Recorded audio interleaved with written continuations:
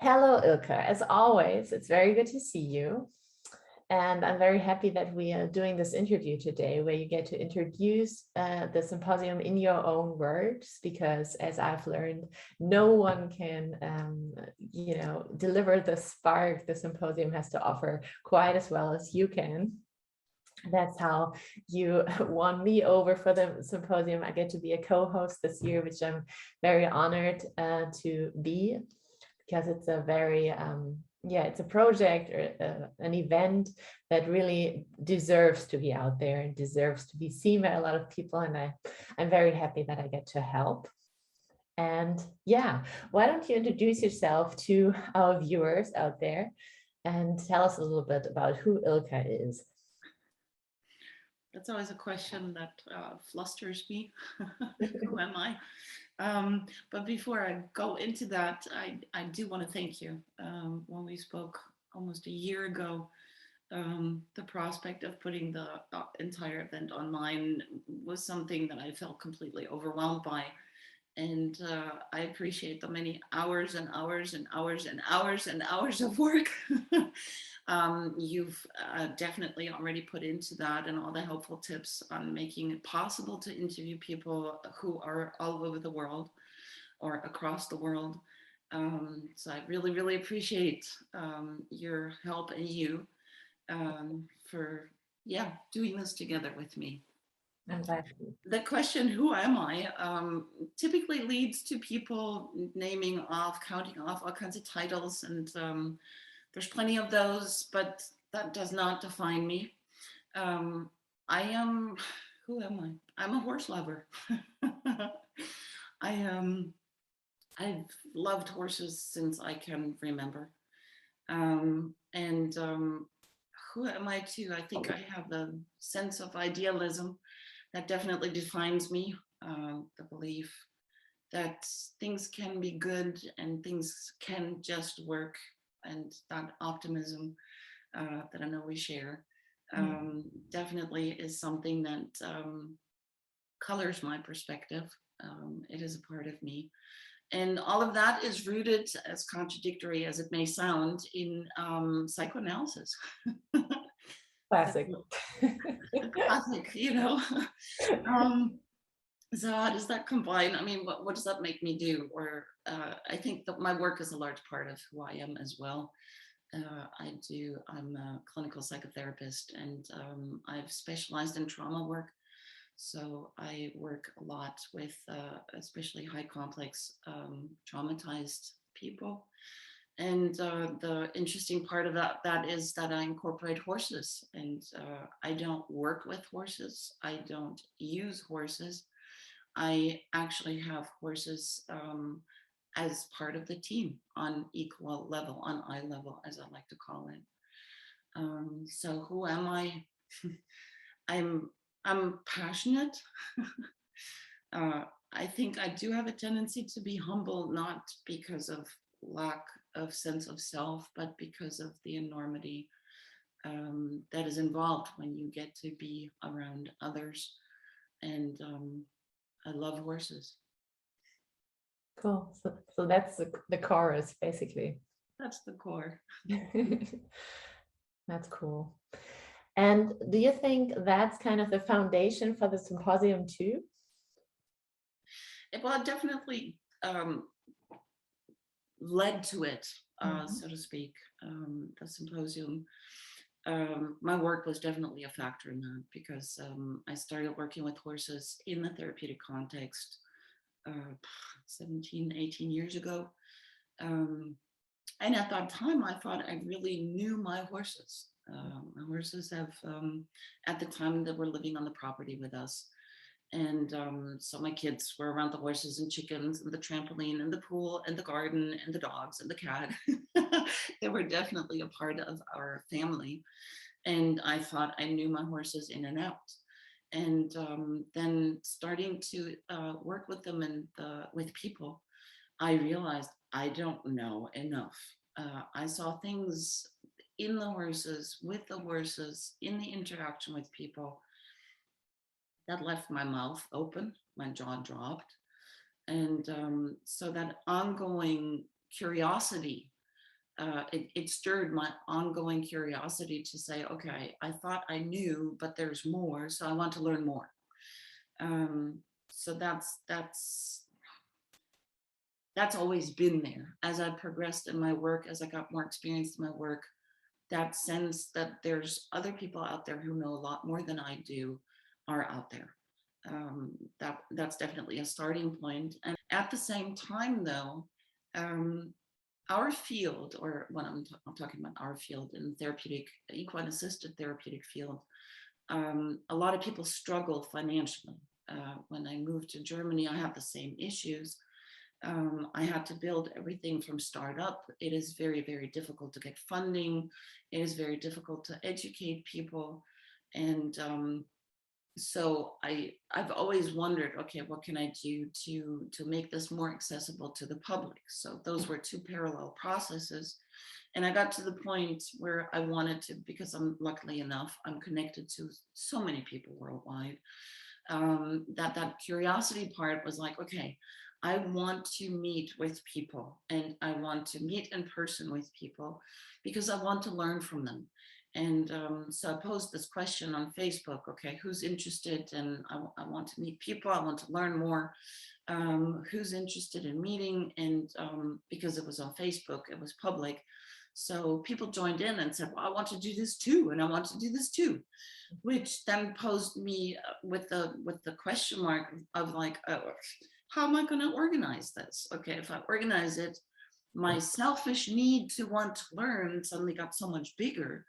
But at the same time, it opened up the opportunity to provide something for others in the sense of provide information, which I believe there's so many people who have to offer knowledge that everybody can benefit from. And so I had these question marks, and it was a Sunday morning, and there's a good German word, Schnapsidee, which coins a term that if you're in a drunken state, you have the most wonderful ideas that are difficult to make happen. I did not have any alcohol that morning, but I did have this Schnapsidee that I was like, okay, we will make this public. I will create this event by inviting speakers that I can learn from, so that hopefully others will have similar questions that I do. And to get away from this whole marketing thing, okay, to get away from this selfish need to make money, I was pondering, it's like, how I don't want to earn any money doing this. I don't want to profit from this more than the information that I'm gaining. So the idea was, okay, the speakers who are coming, they can present themselves and they can present their information, that if anybody's interested, they can learn more by the information, contact information that they're providing. At the same time, the spectators or participants are learning in the knowledge that they're getting. At the same time, the horse will definitely benefit, because the more we know about horses, the more we can ensure equine welfare and equine well-being in any kind of interaction. Mm-hmm. And at the same time, the programs that provide equine assisted activities can benefit, because we will just donate the money to these specific programs, with the addition of asking them to do research, to collect data on what they're doing, which again will benefit all of us, because the more data we have, the more we can show that this work is effective, the more we get funding in the long term. And ultimately, the clients will benefit too, because if programs are given money to do the work that they do, they can offer the services for free for the people who cannot afford it, who really, really need it. So it sounded ludicrous. It sounded like a drunken idea, but so far it has materialized, and that's how this all came about. Oh. And when was that? When did you have that Schnapsidee? About 5 years ago. It was September of 2016, I believe, because we then had the first symposium in 2017 in Germany. And we've had, I do want to mention that we've had many great hosts internationally who always made it possible to make this happen. Yeah, yeah, very nice. And this is the first online thing. Mhm. So instead of having to travel to a country in the midst of nowhere, because we've had secluded areas, personally where I live is in the middle of nowhere. So it made it difficult to get to places. And this time we can make it available online. Yeah, yeah, it definitely has its perks. Yeah. Yeah. How did you choose the title? A horse is a horse, of course. Wow, a horse is a horse, of course. It is. No, I mean, I've always loved that song of the show, "A Horse is a Horse, of course," and not that I'm going to sing the whole thing. Mr. Ed. Mr. Ed, exactly. But it also entails this common notion that I think is representative in most of us. I think most of us who have to do with horses really, really love them. And at the same time, even though I don't want to take away from the knowledge that is present, I definitely don't want to take away from that. I do believe that within our framework of being with and perceiving and working with horses, we still are kind of stuck in that mind frame of a horse is a horse, of course. So a horse is so much more, so much more. So I was looking for a catchphrase, and at the same time wanted to leave the opportunity open to question it. Yeah, nice. Cool. And you've already explained how you're rooted in the equine assisted therapy field. Who do you think this symposium is for? Who will profit the most out of seeing getting the content and seeing the videos? I think this year is slightly different than the last years. I will expand. The last few years, I put out a call for abstracts, and I selected speakers based on different topics who represented them on that topic. One of the goals was to have representatives from the different certifying institutions present, because I realized there's so much knowledge that is lacking as to who's offering what certification and how are they working. And I figured, okay, there's a lot of competition among providers who offer classes and courses. So I figured, okay, the commonality is the horse. Hoping, and it materialized, hoping that in these symposiums, those differences can be put aside by focusing on the horse and presenting with the focus on equine welfare. We've had pretty much all of the ones who actually responded to my invitations, including this year. We have one more this year who finally agreed, the organization. But we've covered that, and we've had a lot of presentations on research.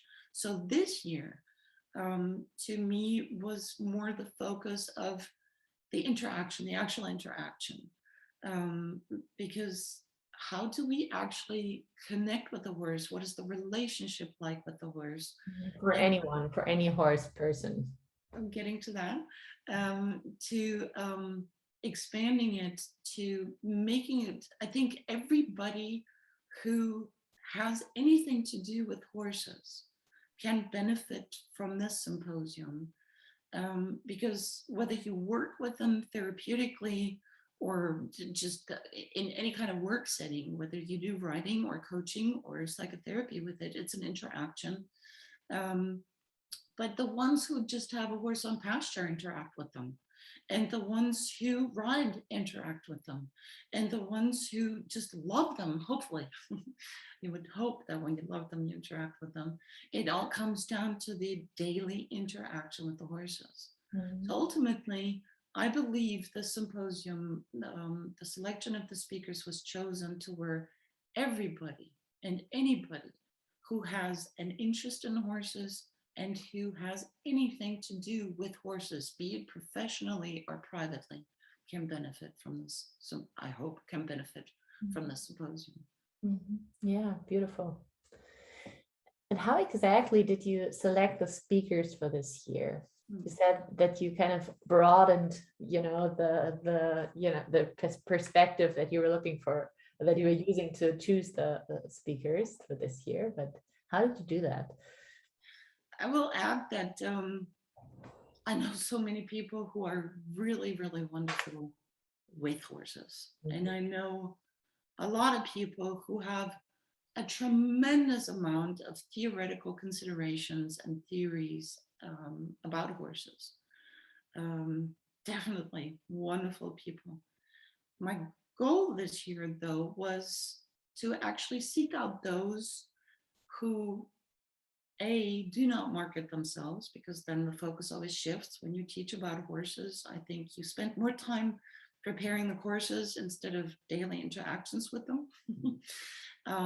But instead choose those people who work with the horses, are not focused on making their approach known that much, and who've had to also depend on financially to work with them. When you are working with them, you interact with so many different individual horses. You have to be good if you want to make a living of it, unless you resort to a lot of pressures and tools and have dead horses. But the ones who have horses that are live, that have come to themselves through the interaction, those are the people that I sought. So if you want me to, I can name who I picked and why. Yeah, definitely. I have the luxury to know each one speaker personally. So Ariane and I, we met almost 2 decades ago in my own education, because she presented especially on the ethics. And what I found fascinating about Ariane is that she has a Native American background, and she really brings out the cross-cultural perspective with the Native American perspective. And if you think about it, I don't know if people know this, but in the Native American perspective, or I almost want to say mentality, there's no word for animal. And if you just think of the implications, okay, because the word for animal, which again has the, I precluded the religious roots in it, but it sets up a hierarchy. And Ariane speaks or invites, this is why I chose her as introductory speaker. She invites for spectators and participants of this year's symposium to take a step aside and take a different perspective, looking at horses as, from the Native American point of view, as relatives or a different culture that has the same right to exist next to ours, that has the same or different, just as us, that's a better description, just as us, the same rights to individuality, differences, a different language, a different culture, different norms, different communication. So I thought that Ariane has published a bunch of articles on these topics. And in one of them, she speaks of the metaphorical mind. And I think we all kind of know it when we go into nature. Maybe we can't put it into words, but there's that essence of feeling more grounded. I think a lot of people experience that. And she has focused on that specialty area and puts that into words and invites us to look at the presentations and the interviews from that perspective. I chose the next speaker. I will add that he's a German native. So I figured, okay, I want to put somebody who's close by instead of doing online. So Boris Krieger is an osteopath. And I met him because I wanted him to do some work with my horses, and he just floored me. Before he even got close to my horses, he was telling me so much about them without knowing. I mean, we just met, so he didn't know the type of work that I do. And yet the observations that he gave me were like, oh my God, how do you know that? How do you see that? he also offers the biomechanical aspect of the work, because horses they're large beings and they communicate through their entire body. Yeah. And I think a lot of us, even though we know it, I think a lot of us correspond in a very human fashion only to the head. Okay. And even though we look at the tail swishing, sometimes. yeah, we look at the tail swishing, we look at the ears, but the entire physical being, a large physical being that communicates through the entire body all the time, entails knowledge that I think a lot of people simply do not have, which is the physiology of it. Mm-hmm. So I thought I picked Boris because he brings in this very, very important perspective, and it afforded me online interviews are great, but and every speaker offered great material on videos and stuff to liven up these interviews. But Boris afforded me the opportunity to do it at my own stall, and so my horses were participating. And as he was talking, he was doing hands-on stuff. And we had like 5 different cameras going, which was a pain in the butt to put together, and to synchronize everything with subtitles. But I wanted that live interaction, and I wanted to be able to offer the perspective to see what he's talking about. Mm-hmm. So I'm very happy that he agreed to that, as I am with every speaker. The next speaker, Randy Mandrell, he's what I alluded to earlier. He is definitely a fantastic EGALA trainer. And we used to be co-workers. There was a time when I was working with EGALA as a trainer. And over the years, EGALA unfortunately did not follow my invitation to present. You want me to explain what EGALA is? Okay. EGALA is Equine Assisted Growth and Learning Association, a huge institution that offers certification classes for people interested to work therapeutically with horses. So they offer these trainings, and they teach people one model, the EGALA model, on how to work with people and horses to facilitate growth and learning. And there was a shift in EGALA last year that made it possible that EGALA agreed, even though Randy obviously is separate in the interview, he's not promoting EGALA, but it made it possible for me to fulfill my quota. I'm very honored that so many organizations agreed to present on the topic of how they view the horse. And I knew Randy from, even though we never did trainings together, because he's an equine specialist, and I was duly certified as equine specialist and mental health provider. We never did any trainings together, but our interactions, they always touched me, because he's not a man of many words, yet he has a deep perception and deep respect for his environment. And it's with such a focus on the horse. Seeing him around horses, he's a lot more comfortable than seeing him in a group of people. And we had retreats, 3 trainer retreats, 3 EGALA. And so I could see him with the horses, and I could listen to him, and I was like, that's a person who sees the horse.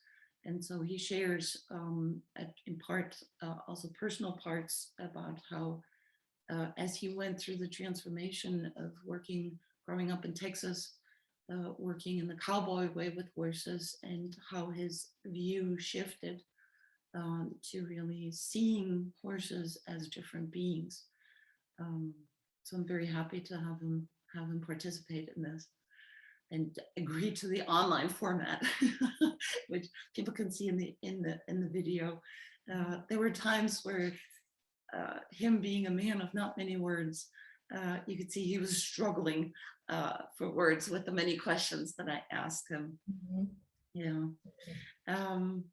Andrea Datz is a lady. She's the only one who I've not met over the years personally, unfortunately.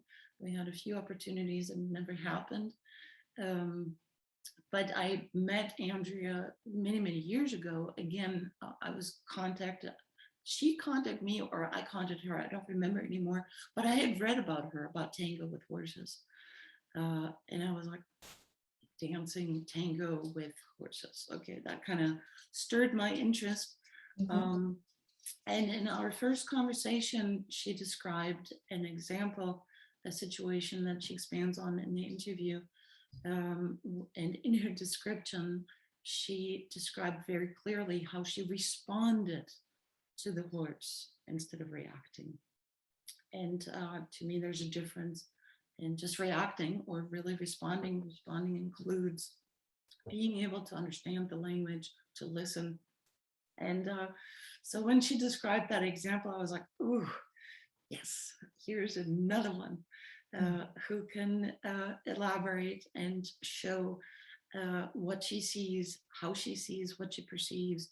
And Andrea, with her ample videos showing dancing sessions in the interview, I think has a wonderful way of showing how to transfer the human-human interaction in the dance to the human equine and equine human interaction in practical life. The next person, Irina Gobina, I met actually at the first symposium. And I was absolutely fascinated by her way of being. Irina did not speak much, and Irina had an awareness for her environment in the interaction, and not had, as in past, it's not gone. She still has that, but I could see it, I experienced it. The awareness for the other and herself. There's a deliberateness and a presence in her entire presence. I'm lacking words describing this interaction. It was a very profound meeting and profound interactions that we had. So after meeting her in person, I started to look into her work, and it was absolutely fascinating to see that she has that with horses, to the sense, or in the sense that she rides bitless, she rides bridleless, she rides without a saddle. She's trained horses. She's been, to the best of my knowledge, she's been asked to consult by the Spanish high school in Vienna. She works with Lipizzans. And the videos that luckily she shares a lot of those also in the interview. You can see that there's a connection between her and her horses that are very difficult to put into words. Mm. And I'm very grateful that she agreed for the interview, because the first time that I asked her, she said, I cannot speak. I cannot put this into words. And Irina, like so many of the speakers, is more comfortable around horses. I will share that. I hope not to her dismay. She expressed in our first conversation, when I asked her, she was like, I don't know how to put this, and English is not my language. And how can I describe what I feel with my entire being? And so I'm very, very grateful that she agreed. And I think she did a wonderful, I don't want to call it job, she did a wonderful way of giving us a glimpse of how she perceives and how she interacts and what her thinking is in those interactions, what her experience. She shares her experiences. Yeah. And that leads me to the last speaker in the row, Kathy O'Donnell. I met Kathy online. We've met in person, luckily, since then, but I've known her for years. And my interest was piqued by her posts on Facebook. And I thought she was a psychotherapist, because a lot of it just synced. It was totally in line with my way of thinking and my way of living. And I raised my eyes just now saying that, because she'll be the first one to tell you psychotherapy. It's been a hot topic in our interactions. because she does not have anything to do with working with people and psychotherapy and all of that. But instead, her background is pure classical dressage training decades ago. She was very high up. She does not like to have that named, but I will share it anyways. She worked in the professional field with many known people. And she was very, at the time, very good working with the horses, and was able to work with them in a way that made it possible for other people to work with them too. And I think the difference, I believe, not just think, I believe the main difference is because her focus is on the horse. So over the years in the interactions, I have learned that Kathy has a tendency to present things really from the horse's perspective and with the horse's perspective in mind. She was the first one to say that she acquired this learning the classical dressage, the old classical dressage, which focuses on being with and accompanying the horse that is not made and asked to do anything, but that has the innate ability to do. And it is our job as the one interacting with the horse to support that and not to drive it, to accompany that, but not to affect it. Okay, that being, the being horse in quotation mark already has it all. And if we want to be part of that, we need to do things about ourselves to where we can then be with them, walk with them, ride them. So I think she definitely, that perspective in itself, which I will add, very similar to my work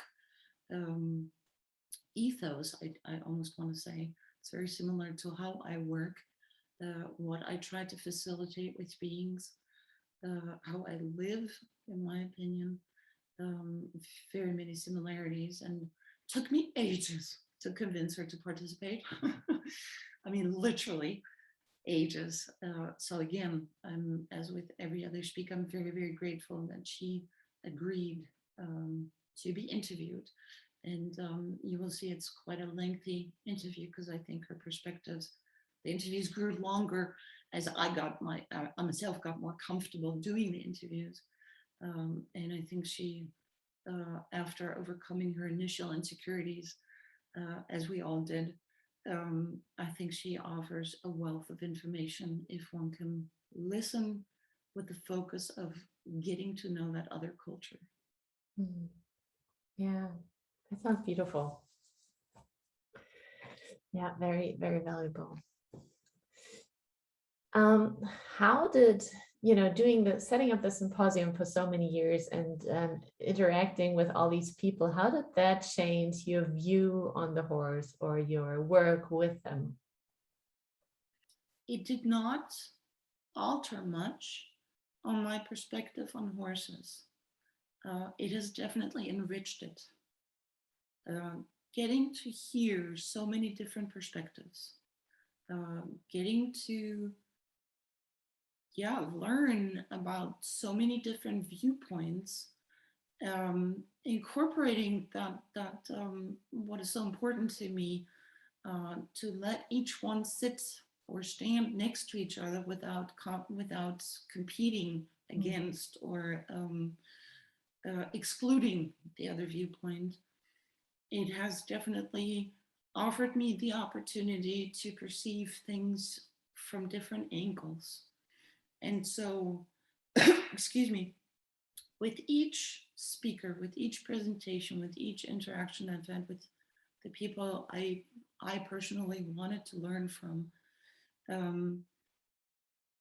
my vision has become richer. The different nuances. So, and that might sound contradictory, but why am I saying my perspective has not changed? Because my perspective of them as equal beings, as of equal value, of equal importance, of where there's no hierarchy involved. I think that's not just, I think, I know that it has not changed. That's been there. That's definitely been there. Maybe the speakers have enhanced it to the point where it is not such a struggle. So where my idea of wanting to do it and my belief of doing it has become so much easier. Yeah. In the practical work. Yeah, and I can imagine that part of that also was that you feel less alone with that, with that perception, right? Because you feel that there's so many people out there who feel the same way and who are obviously drawn to those teachings too, and to learning more. It has definitely increased a sense of connection, even though I don't want to say that in the sense that it excludes others. I think the commonality really is that I know very few people who want to cause harm with horses. I think there's always the best of intentions in anybody teaching about things. And yes, sometimes I felt utterly alone because I felt that so many people say this, and then I see them in the actual interaction with horses and they're not practicing it. But we're not perfect. So at the same time, I feel that if people were to watch my interactions, there's mistakes. So I felt alone, but I think everybody wants to, and I do think there's so much more to learn for everybody. Yeah, it's a journey. Yeah. If there is one message that you can put out there for the whole horse world to see, and you had to narrow it down to one thing, what do you think would that be the most important learning from your work, from the symposiums, from your perspective, your perception of the horse? And again, I struggled because it's like to narrow it down to one thing. But I thought about it, and I think the most important thing is that horses are over and underestimated. And how do I mean that? I think that there's a lot of settings where a lot of stuff is being placed on horses that they will willingly comply with, but that is not theirs to carry. In the sense, I think there's definitely a therapeutic value by working with horses. Let me just say it this way. Yet to claim a horse as a therapist is putting the horse in a position where the horse has to do something that is not innate to the horse. It is also relinquishing the ones working as humans in their own role. Because for my line of work, hopefully there's a therapist present, a psychotherapist present, and that's not the horse. By expecting the horse to do things, we're expecting the horse to take responsibility for something. And again, I repeat, that is not theirs to carry. So placing a horse on a pedestal is also, and that's the other side of the merit of the perspective, is devaluing us, is devaluing the client, is devaluing the person who's working with the horse. Okay, which from a clinical perspective is causing all kinds of trouble, because my line of work, people who have a history of abuse already feel devalued. So if one is being presented as the healer, we are making a growth process very, very difficult. At the same time, we're underestimating them. And that narrows down again to what I mentioned earlier, the hierarchy, the thinking that we are above them, which shows up in so many aspects. It's like if you go to the forums on riding, there's all this talk on what gadget or what tool or how to teach the horse what. And the horse already knows it. Yes, there's different things on how we can facilitate That's a training question, but yeah, we can facilitate for horses to grow into their full potential. But I think the majority of people, not for lack of wanting to do good, but for a habit, the habit of the hierarchy, or Ariane calls it the Western type model, the Western way of thinking that is so focused in on cognition and that is so focused in on theoretical concepts and the theoretical framework, where we lose that touch of being in touch with all of ourselves. Okay, which is so poignant, and it's so characterizing for our interactions with horses. And in that sense, I repeat, we underestimate the horse. And so as a message, to summarize that,